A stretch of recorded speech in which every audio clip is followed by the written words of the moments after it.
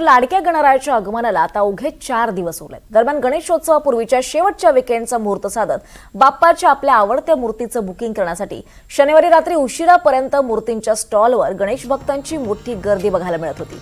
सहकुटुंब गणेश भक्त दाखल झाले होते। यंदा मूर्तींच्या किमतीमध्ये जरा वाढ झाल्याचं बघायला मिळत असलं तरी मात्र भक्तांच्या उत्साहावर याचा कोणताही परिणाम झालेला दिसून येत नाहीये।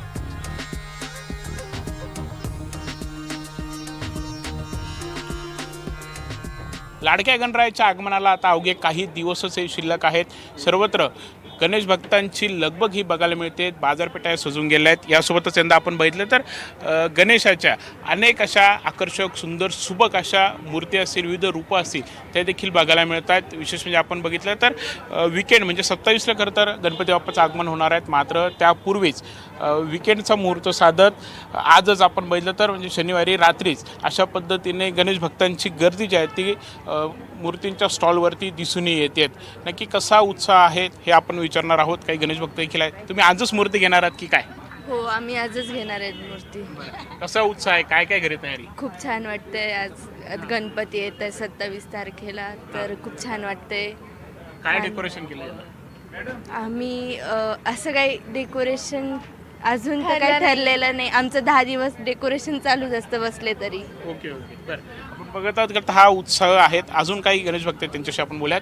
तुम्ही आजच मूर्ती घेणार की काय? नाही, आम्ही आज मूर्ती बुक करायला आलेलो आहे, पण इथे जे संतुष्टीचा जो स्टॉल आहे लक्षिकाच्या शेजारी अतिशय उत्कृष्ट मूर्ती आहे आणि त्यांनी जे भाविकांच्या मनात आहे ते अस्तित्वात उतरवलेलं आहे। म्हणजे इथे सगळ्यांनी येऊन एकदा तरी इथला नजराणा बघून जाणं एवढी आमची खरंच इच्छा आहे। म्हणजे आम्ही इथे 2 दिवस आलो, पण आज 3ऱ्या दिवशी आम्ही बुकच केला गणपती। काय घरी आता काय बाप्पासाठी काय काय करणार आहे? डेकोरेशन, काय फ्लावर। फ्लावर आहे, बरं। बहुत चिमुकल्यांमध्ये उत्साह आहेत।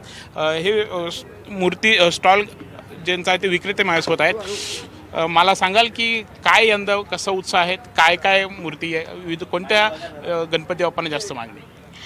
एक मोदकेश्वर पॅटर्न म्हणून आहे, त्याला खूप मागणी आहे। लालबागच्या राजाला तर दरवर्षी मागणी असतेच, पण त्याच्यापेक्षा जास्त मोदकेश्वर म्हणून एक पॅटर्न आहे त्याला खूप मागणी आहे। परत जे आपले कपड्याचे पेहराव असतात, गणपतीला डायमंडचे दागिने केलेले असतात, त्यालासुद्धा खूप मागणी आहे आणि भाविकसुद्धा खूप प्रतिसाद देत आहे ह्यावेळेस। म्हणजे आम्हाला वाटलेलं की पाऊस पडतोय किंवा बाकीच्या गोष्टी घडतात आहे, पण त्याच्यामुळे काहीतरी प्रॉब्लेम येईल, पण असं बिलकुल कुठेच काही वाटत नाही आहे। सगळेजण खूप प्रतिसाद करतात। किमती कशा आहेत? वाढ आहे?